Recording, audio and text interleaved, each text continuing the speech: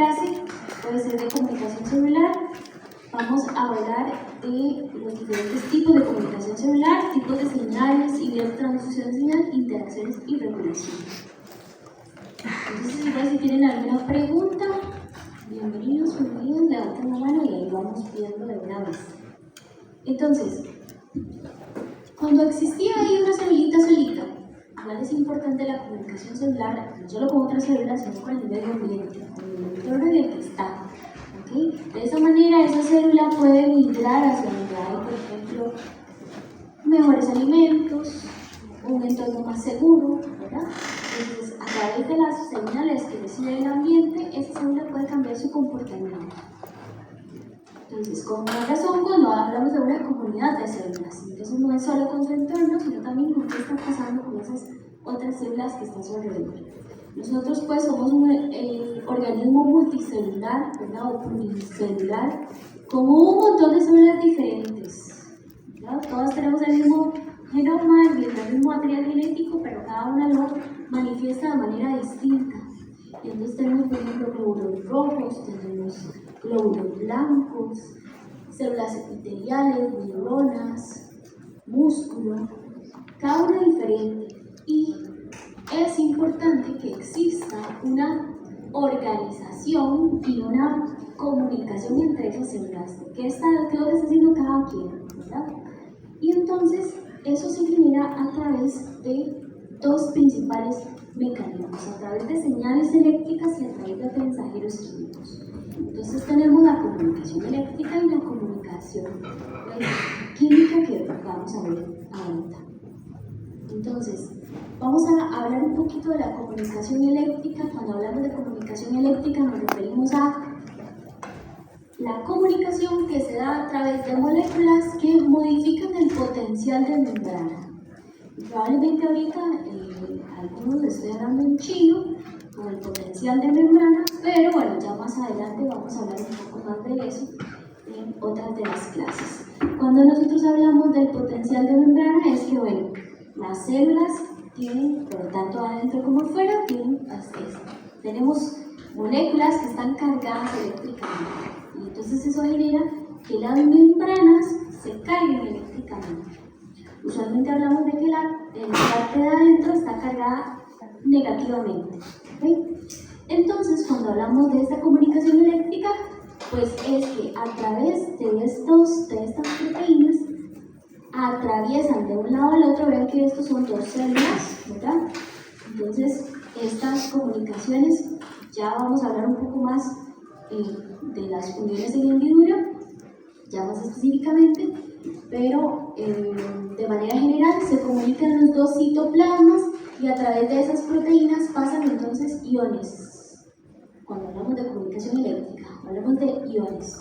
Entonces hablamos de moléculas cargadas eléctricamente que van a modificar entonces el potencial de membrana de la otra célula. Esta comunicación tiende a ser muy rápida y generar cambios. Los cambios en los potenciales de membrana pueden modificar la actividad de la célula de manera rápida. Entonces, pues es un mecanismo mucho más rápido que la comunicación química, que es de la que vamos a hablar pues más a profundidad. Cuando hablamos de comunicación química, entonces hablamos de que media la comunicación, mensajeros químicos. ¿Okay? Entonces, moléculas liberadas por la célula que generan, pues, más bien que se unen a un receptor y que generan una respuesta en la célula a la que se unen.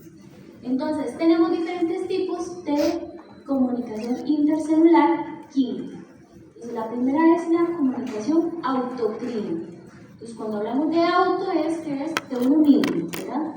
Entonces, la comunicación autocrina quiere decir que hay una célula que libera el mensajero químico y el receptor lo tiene la misma célula.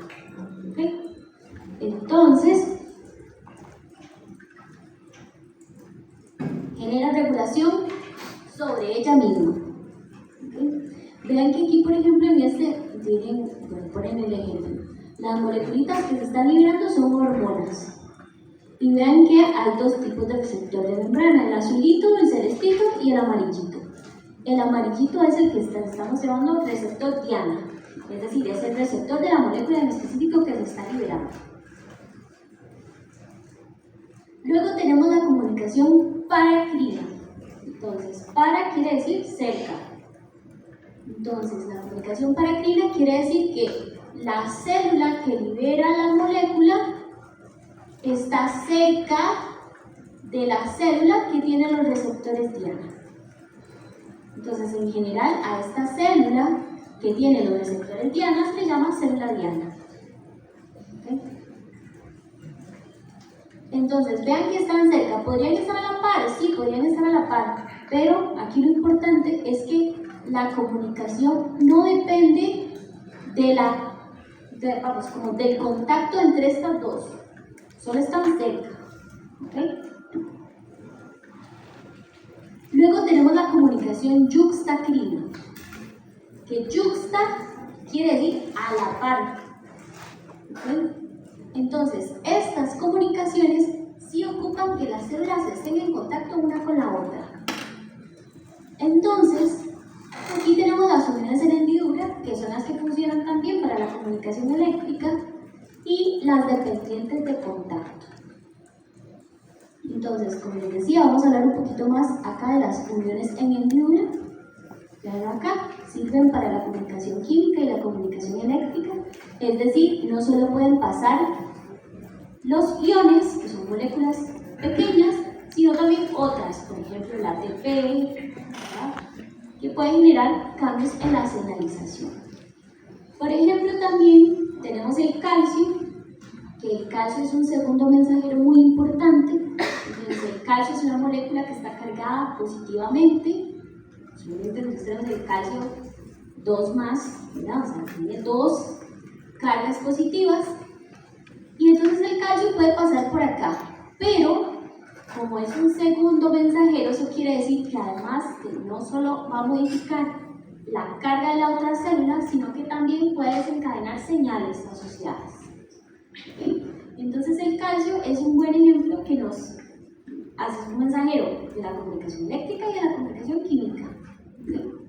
Entonces, ¿cómo están formadas estas uniones en hendidura? Bueno, primero tenemos unas proteínas transmembranales. Pues imagínense, ¿verdad? Es la membrana y pues, atraviesa la membrana. Que se llaman, esas proteínas se llaman conexinas. ¿Okay? Entonces, las conexinas forman los conexones. Y entonces, 2 conexones forman la gap junction o la unión en hendidura. Entonces voy a quitarme el micrófono para esto. Yo me imagino esto como si cada lado fuera conexinas. Y entonces esta es un conexón de una célula. Y este es el conexón de la otra célula. Cuando estas dos se unen, se forma un poro, que son las uniones en hendidura. ¿Okay? Entonces, conexinas, conexones, uniones en hendidura. ¿Okay? Son poros relativamente pequeños, entonces los solutos que pasan por ahí son pequeños. Y no es como que están abiertos siempre, por siempre y para siempre, y que por ahí pasa lo que sea. También hay diferentes, vamos a ver, son proteínas transmembranales, entonces a veces se modifica si son más permeables a algunos tipos de solutos o a algunos otros tipos de solutos más. O sea, por ejemplo, hay algunas conexiones entonces que permiten más el paso de moléculas cargadas positivamente y entonces las cargadas negativamente no pasan tan fácil por ahí, aunque sean chiquitas, ¿verdad? Y también hay ciertas condiciones que pueden hacer que esos conexiones, que esas gap junctions se cierren y por ahí no pase nada. ¿Okay? Después, entonces, tenemos las dependientes de contacto. Usualmente entonces hablamos de que son receptores de membrana que responden a un ligando que está pegando en la otra membrana. ¿Sí entienden el término cuando hablo de ligando? Sí, ok. Entonces, vean que el ligando está pegado a la membranita, entonces estas membranitas tienen que estar juntas para que el ligando se una al receptor. ¿Okay? también hablamos, por ejemplo, de ligandos que están en la matriz extracelular. Entonces, pasa, por ejemplo, cuando hablamos de los, por ejemplo, vascular, vasos sanguíneos, ¿verdad?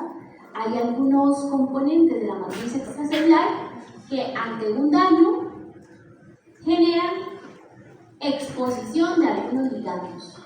Entonces, las células, por ejemplo las plaquetas, tienen algunos receptores y cuando esos receptores se exponen al ligando que están expresando esas células, ante el daño endotelial, pues favorecen ciertos comportamientos.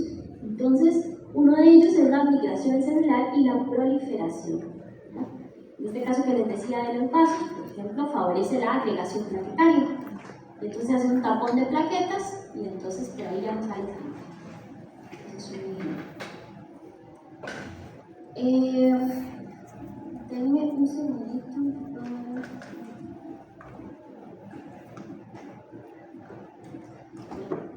Voy a intentar pasar la lista. Espérense para ver si lo...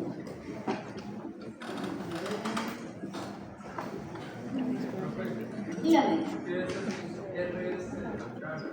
RS es receptor. Es para no poner receptor, pongo RS. Así es una muy buena pregunta porque yo no lo asumo, pero tenía que decirlo y sí.